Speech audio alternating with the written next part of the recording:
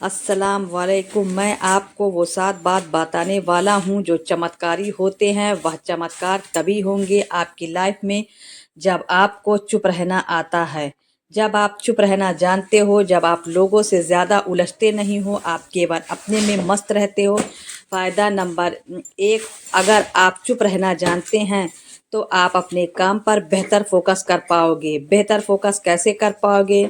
क्योंकि जितना ज़्यादा आप बोलोगे ना उतनी ज़्यादा आपकी एनर्जी वेस्ट होगी, और जितनी ज़्यादा आपकी एनर्जी वेस्ट होगी आप उतना कम फोकस कर पाओगे।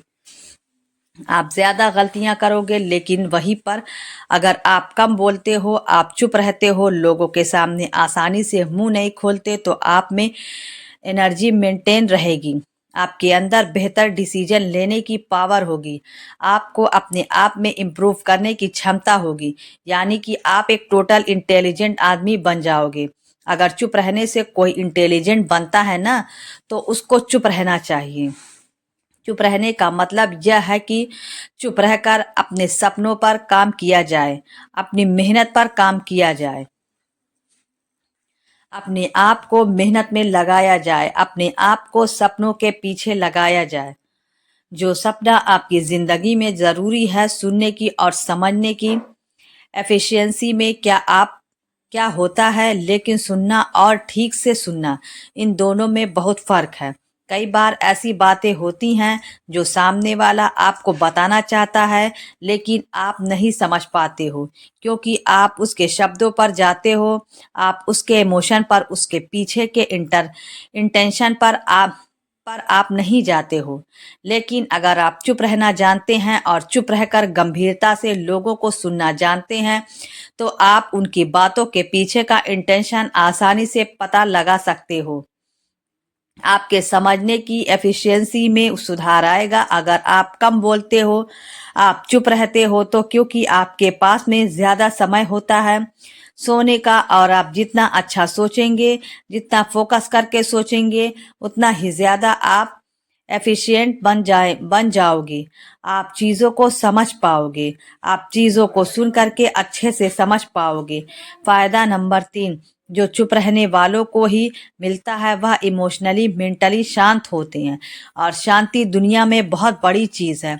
इंसान सब कुछ हासिल कर लेता है अपनी लाइफ में, लेकिन शांति नहीं हासिल कर पाता।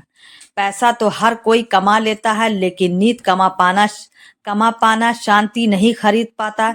शांति से आप जितना कम बोलोगे ना, आप उतना कम लोगों से गलती होगी। और भगवत गीता में कहा है कि हर मनुष्य को स्थिर बुद्धि होना चाहिए, और स्थिर बुद्धि वह तभी हो सकता है जब दूसरे लोगों में झांकने की बजाय अपने अंदर झांके रहने वाला, जिसको बात करना नहीं आता, लेकिन जब वह बोलते हैं ना कि इसको बात नहीं करनी आती, इस समय आपके मन में ऐसे बहुत सारे अच्छे विचार चलते रहते हैं।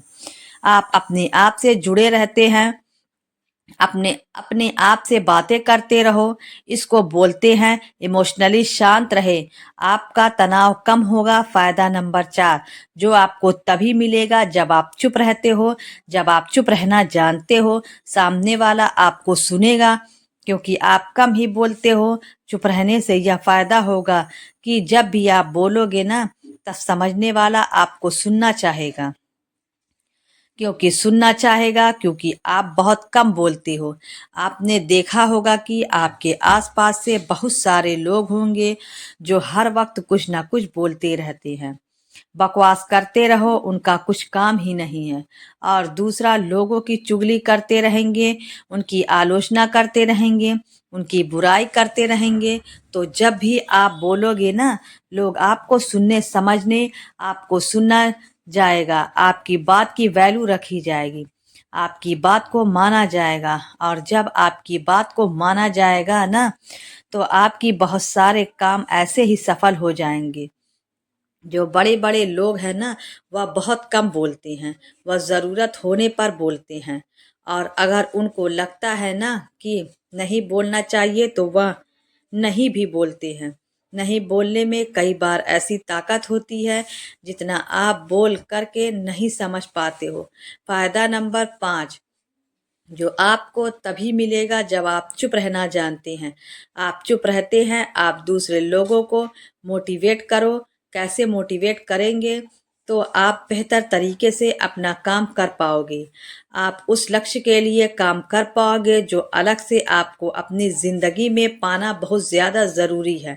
और जब आप पूरी निगेटिविटी से, पूरी दुनिया से दूर रह कर के चुपचाप अपना काम करोगे, मेहनत से, शांति से, तो आप अपने लक्ष्य को निश्चित तौर पर पाओगे।